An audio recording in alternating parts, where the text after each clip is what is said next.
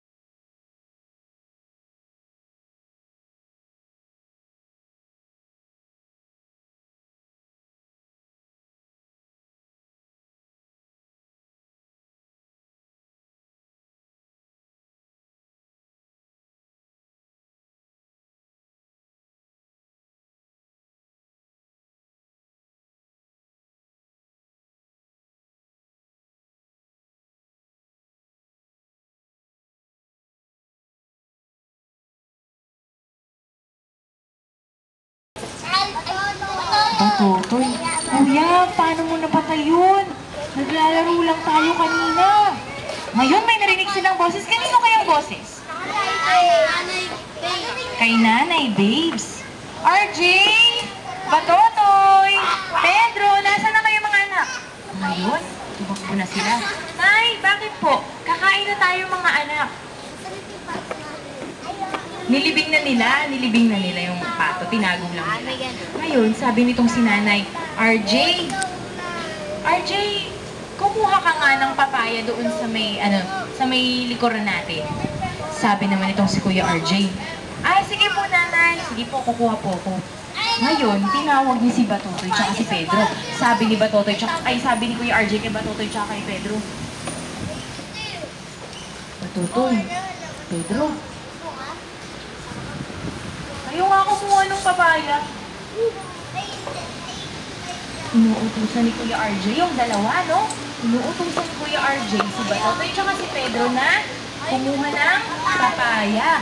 Kaya ang ginawa nitong si Batotoy tsaka si Pedro, ikaw kaya kuya yung inutusan ni nanay. Tapos uutos mo sa amin yung inutos sa'yo? Siyempre, hindi yun maganda, di ba? Sabi ni nanay, susunod sa utos niya.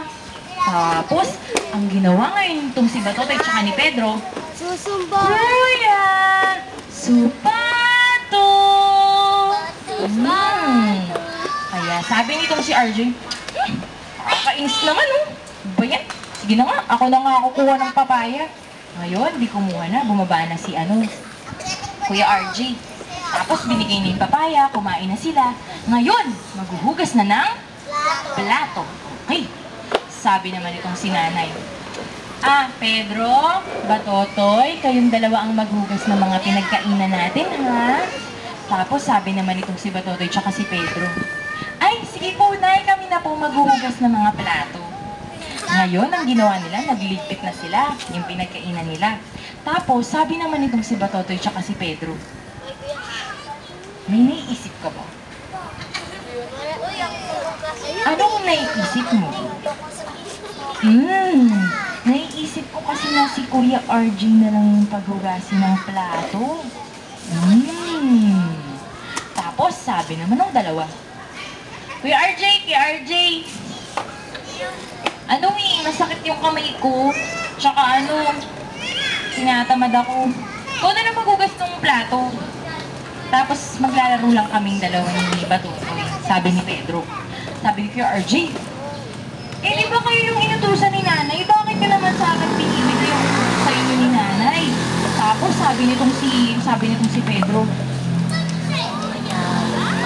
Anong sabi ng dalawa? Kuya! Yun. Tinatakot na ng dalawa si Kuya RJ, no? Tapos, anong nangyari ngayon? Si Kuya RJ yung naghugas, okay? Kuya RJ yung nagligpit ng, ayun, very good, bina-blackmail. Tapos, sabi naman itong si Kuya RJ, paano ba yan?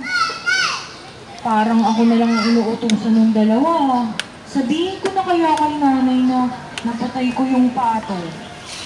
Tapos, sabi nitong si nanay, nakita niya si Kuya RJ, sabi niya, RJ anak, anong problema mo? Bakit parang balisa ka? Bakit parang hindi ka mapakali?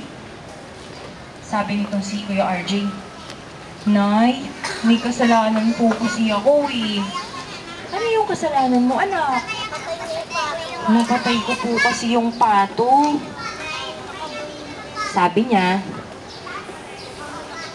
RJ, alam mo ba anak, na alam ko na napatay mo yung pato.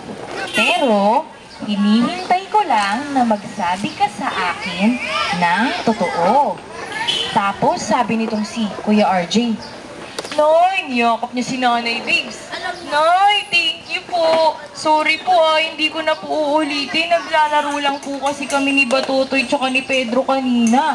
Kaya ang ginawa ni RJ, lumabas siya at nakipaglaro siya kay Batotoy at kay Pedro. Ayan, naglalaro sila, ganyan-ganyan. Okay, nagtuturumpo naman, ganyan. Tapos, ang ginawa ngayon nitong si Kuya RJ, kinuha niya yung laruan ni Pedro. Share lang hati si Pedro tsaka si Batotoy sa trumpo. Oh kuya, bakit mo kinuha ngayon naglalaro kami. Sabi nitong si Batotoy tsaka ni Pedro kay Kuya RJ. Sabi naman ni Kuya RJ, pahiram lang ako, laro tayong tatlo. Hala, kuya! Tapos nakaisip na naman yung dalawa. Kuya! Supato! Tapos, sabi ni Kuya RJ, okay lang. Wala naman na akong tinatago eh. Di sabihin nyo kay nanay, sabing ganyan ni Batotoy tsaka ni Pedro. Sabi nga itong si Batotoy tsaka si Pedro, takbo sila kay nanay. Nanay, nanay, si kuya, si kuya. Pinatay niyo yung pato dun sa likod natin. Tapos sabi ni nanay kay Pedro tsaka kay Batotoy, alam nyo anak, masama yung ginagawa nyo kasi tinatakot nyo si Kuya RJ nyo. At saka alam nyo ba na alam ko kung ano yung ginagawa nyo? Sabi ni nanay. Kaya ang ginawa ni Pedro tsaka ni Batotoy umiyak. Bakit hindi mo sa amin sinabi, Nay? Napahiya tuloy kami. Sabi ni Batotoy tsaka ni Pedro. Kaya sabi ni nanay, alam nyo ang gawin nyo, humingi kayo ng sorry kay Kuya RJ nyo kasi masama yung ginagawa nyo sa kanya, okay? Tapos sabi naman itong si Kuya RJ, alam nyo, Batotoy, Pedro, sorry din kasi ako yung panganay tapos hindi ako naging magandang example sa inyo.